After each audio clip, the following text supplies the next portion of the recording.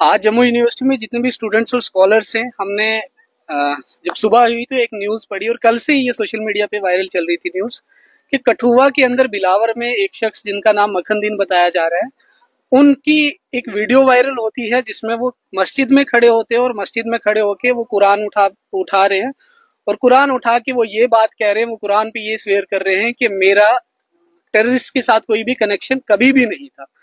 उनने कहा कि बचपन में कभी मैंने देखे हूँ तो देखे हूँ, उसके बाद बचपन से लेके आज तक मेरा कभी भी कोई कनेक्शन नहीं था, मैंने कहीं देखे नहीं है क्या है किस तरह है वो। और उसके बाद हमें ये पता चला कि इन्होंने इसके बाद सुसाइड कर लिया, जो बड़ा ही हमें अनफॉर्चुनेट लगा कि इस तरह की चीजें नहीं होनी चाहिए थी।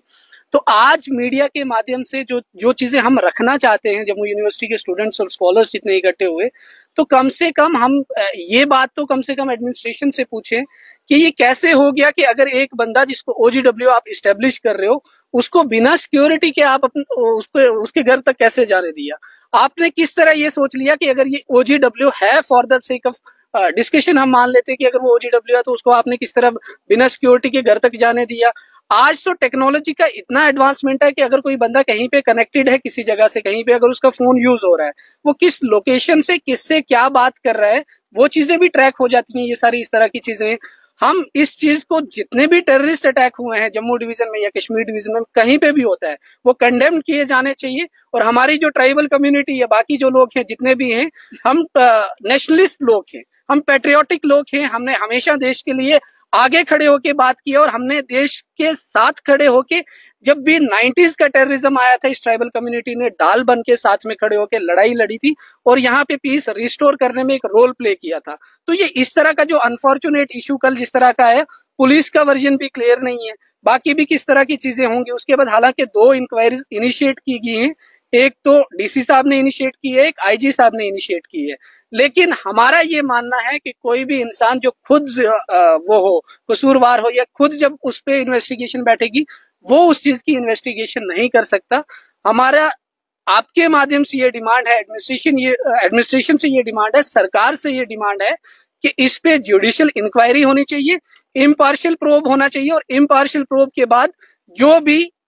कसूरवार है उसको टास्क पे लिया जाना चाहिए। ये इस तरह के इश्यूज जिसमें देश का हित भी हो और किसी कम्युनिटी को एलिनेट ना करने की बात हो, ये सेंसिटिव इशू पे इस तरह हमें नहीं करना चाहिए जिस तरह की यहाँ एडमिनिस्ट्रेशन की अप्रोच थी, पुलिस की अप्रोच थी। हम इसी चीज को लेके जम्मू यूनिवर्सिटी में आज इकट्ठे हुए हैं कि आपके माध्यम से ये मांग करें एडमिनिस्ट्रेशन से कि इस तरह के सेंसिटिव इश्यूज पे इस तरह रिस्पॉन्स इस तरह का नहीं होना चाहिए था। ये बहुत अनफॉर्चुनेट है।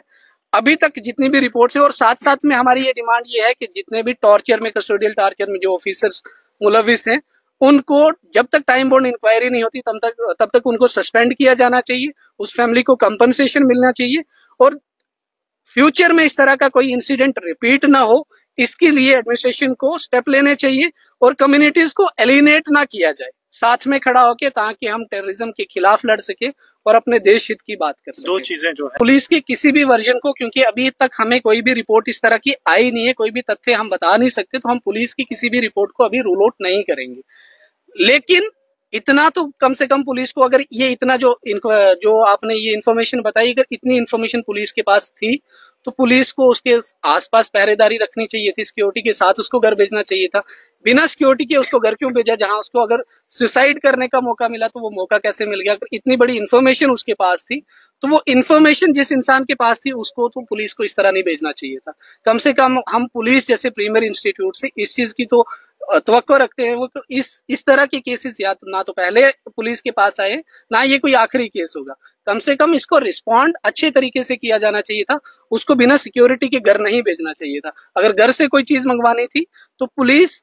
अपनी पुलिस फोर्स भेज के वहां तलाशी करवा के वहां से भी वो ऑब्जेक्ट, जो भी मोबाइल मंगवाने थे या जो और टेक्नोलॉजिकल सामान मंगवाना था, वो मंगवा सकते थे। और रही बात जो इंजरी की बात है, अभी तक क्योंकि कोई पता नहीं है तो किस तरह से, अगर सुसाइड भी किया है तो वो उस कस्टोडियल टॉर्चर के बाद ही सुसाइड किया है। ये सारे तथ्य हम उसी चीज के लिए कह रहे हैं कि इंडिपेंडेंट और फेयर प्रोब होना चाहिए, इम्पार्शियल प्रोब होना चाहिए और वो जुडिशियल प्रोब होना चाहिए, जिसमें सिटिंग जज जो हो हाई कोर्ट का, वो उसकी अध्यक्षता करे उस कमीशन की, ताकि इसमें तथ्य क्या है वो सामने आए और वो पता चल सके।